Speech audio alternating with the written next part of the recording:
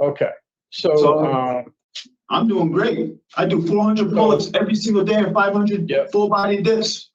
Not to mention the pull-ups and curls and all the other stuff I do. So are you done? Do you want more questions, or are you done? I'll do the whole thing. I want to hear what you guys got to say. That's fine. And you know what time it is, ladies and gentlemen, Mandalorians. It is another Manbaby parole hearing, and this is just the beginning. The crash out that this man has at the end is quite epic. It's actually impressive. He gets Mike Pohl to raise his voice. Yes, I didn't know that bumping heads with Mike Pohl could even be possible, but we will see it here. We will see the parole hearing for an habitual offender, a man who has been in and out of the system going all the way back to the 90s. He has not been able to stay out of trouble yet. He is given grace after grace, new opportunity after new opportunity, suspended sentence after suspended sentence. He has so many years on probation and suspended sentences that it just doesn't make any sense at all. But here he is, up for parole for really much what must be the umpteenth time in his life. At least that's what I would assume. Anyways, let's jump in. Yusuf Salah, 295545. This hearing is being conducted in consideration of the parole application for Yusuf Salah, 295545. He is serving a sentence of 3 years jail flat for forgery, second, and larceny, third. As of today, records reflect a parole eligibility date of June 6, 2026 at 50%. There is no victim input in this case. There is an offender accountability plan. It has been reviewed and showed the offender has not completed any of his OAP recommended programs to date. He remains on the wait list for addiction services, needs dogs, vocational needs, voices, and short track offender program, utilizing the statewide collaborative offender risk evaluation system. The offender overall score falls within the high range of risk for recidivism. Mr. Saylor, this is your opportunity to express to the board why you believe you should be granted parole. You may begin, sir. Well, I think most of the problems I've had in my life, well, first of all, the sex offender thing, I'm not a sex offender. I've never raped or sexually. We're good. We're good with that. Okay. Well, okay. I've been addicted to drugs pretty much all my life, since about 16 or 17. And since the fentanyl really had a hold of me, that's why I even have this charge, is because I was addicted to opiates. I was very sick. I was homeless at the time. But it happened in, I think, 2020. And 2022 or 23, I got clean from methadone, Suboxone, all of it. So I'm completely clean. I come from a very good family. I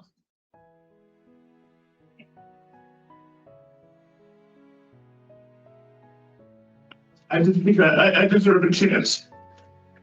I'm clean. I mean, this. I think I'd be successful in the parole. I've been waiting to do the programs, and they haven't gotten back to me. So,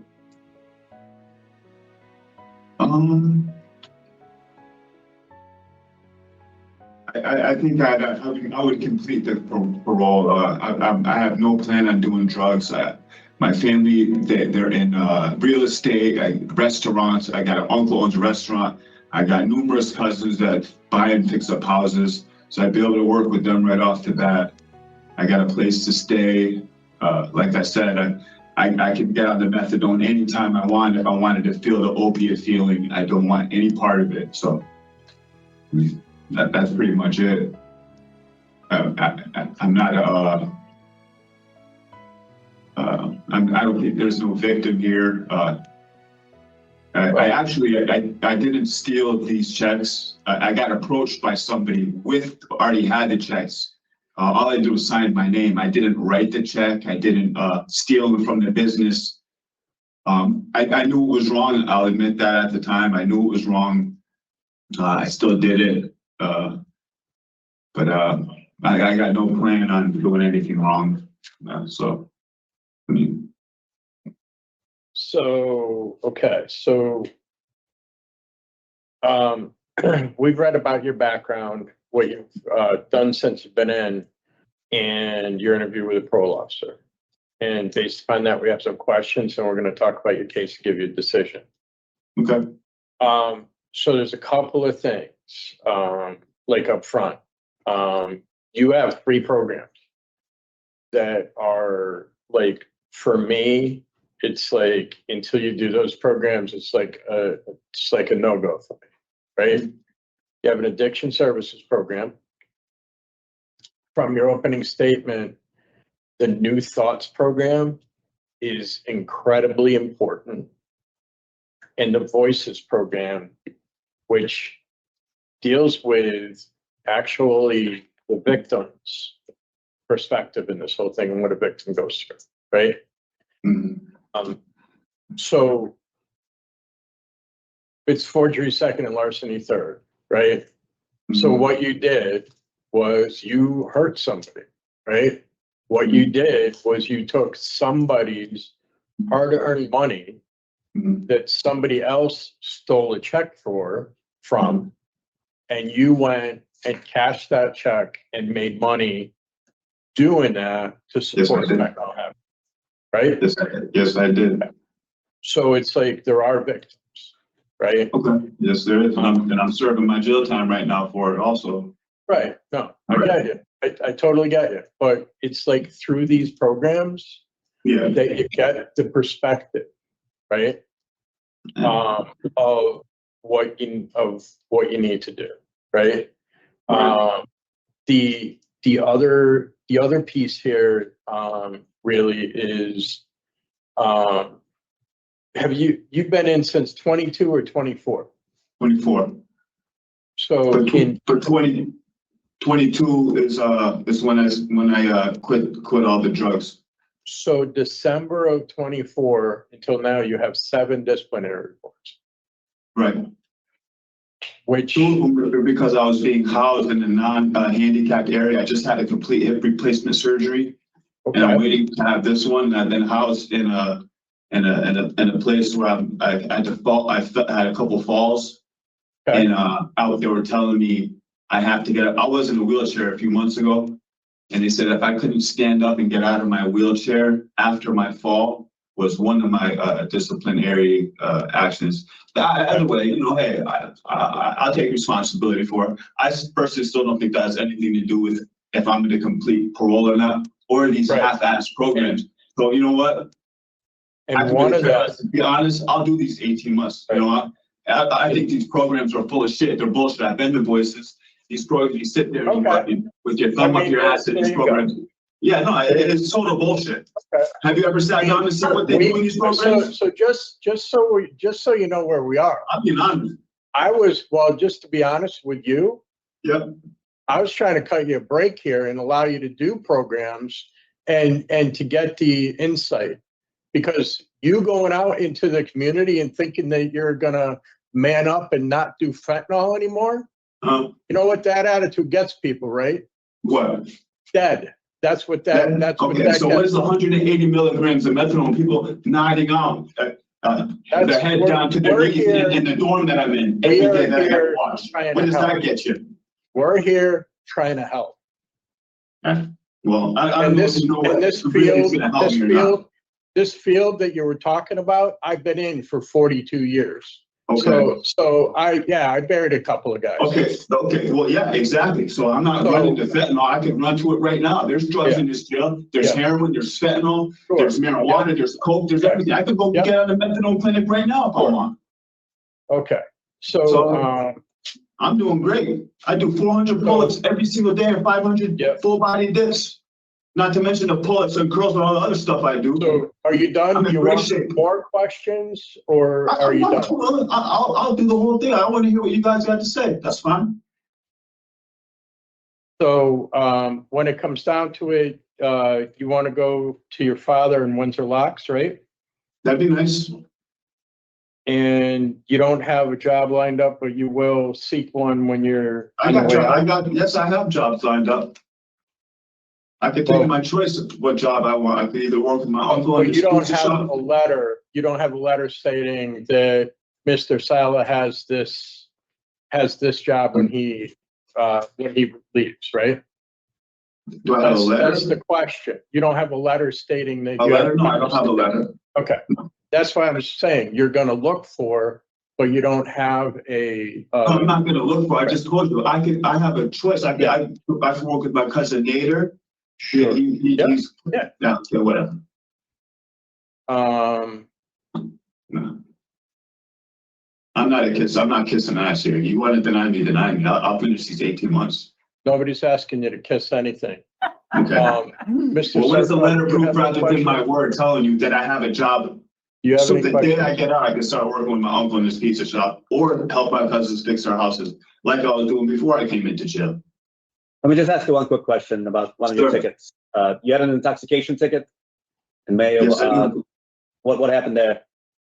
Well, I have a history of seizures and I was on my bunk, like, I guess making weird sounds.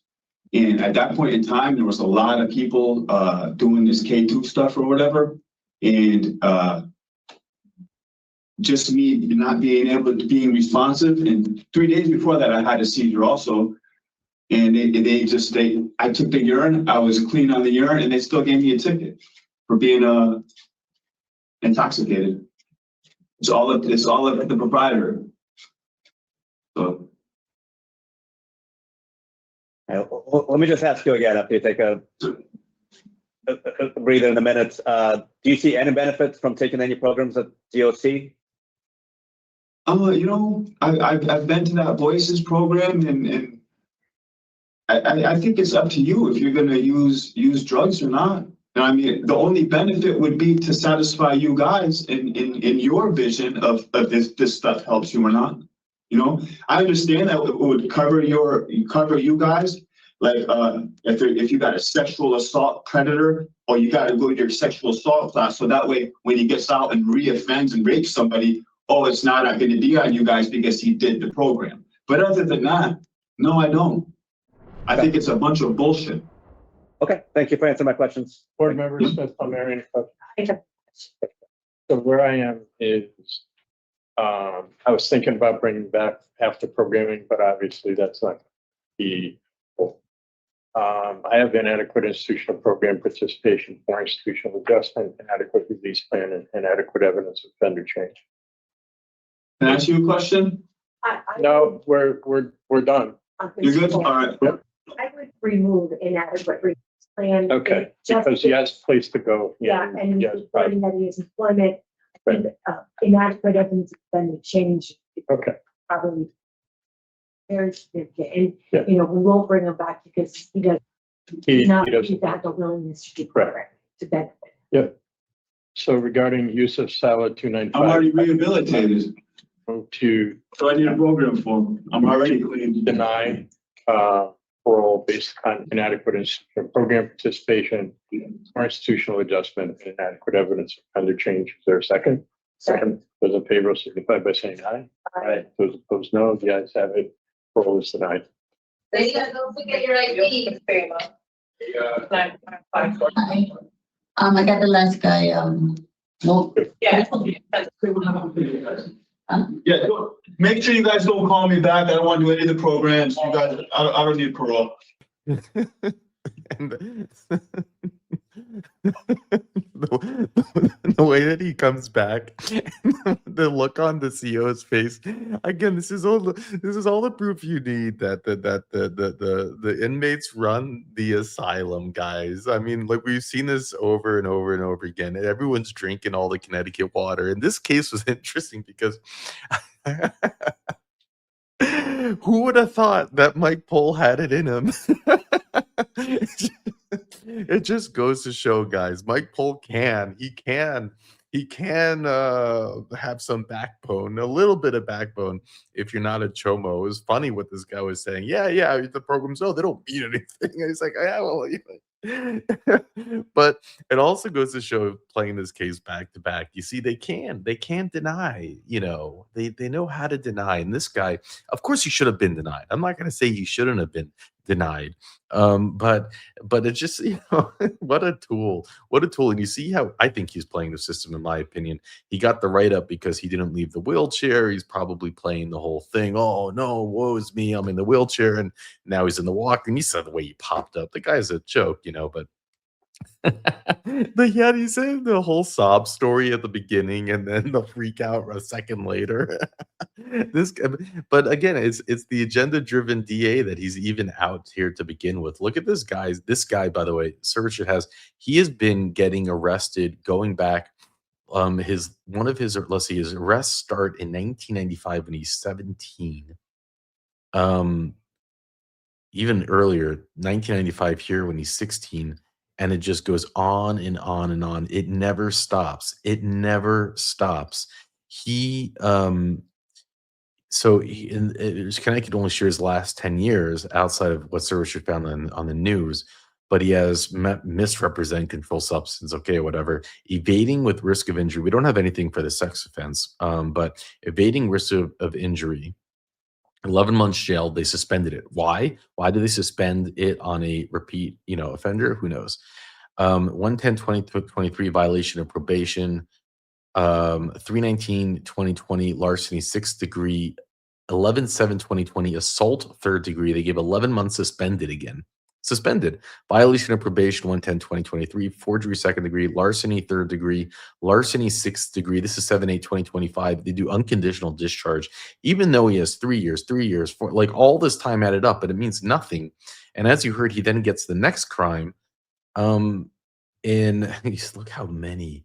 11/4/2024, he pled guilty to misdemeanor larceny 6th degree, unconditional discharge. And it just goes on and on and on. A life of crime, a life of committing a crime, and he'll be getting out anyways. Yeah, they denied his parole, but he's getting out anyways. His full term date is soon. It's right around the corner. And but it was nice to see a denial, right? We got a denial. That's very rare in the state of Connecticut. His maximum release date is 12/5/2027. So I guess actually he's got a bit more time. Yeah, no, he's got more time. Okay. Never mind. Another year and something months. So he totally blew it. All he had to do was be a little bit nice and not piss off Mike Pohl, and he would have gotten a rehearing and he would have gotten out earlier.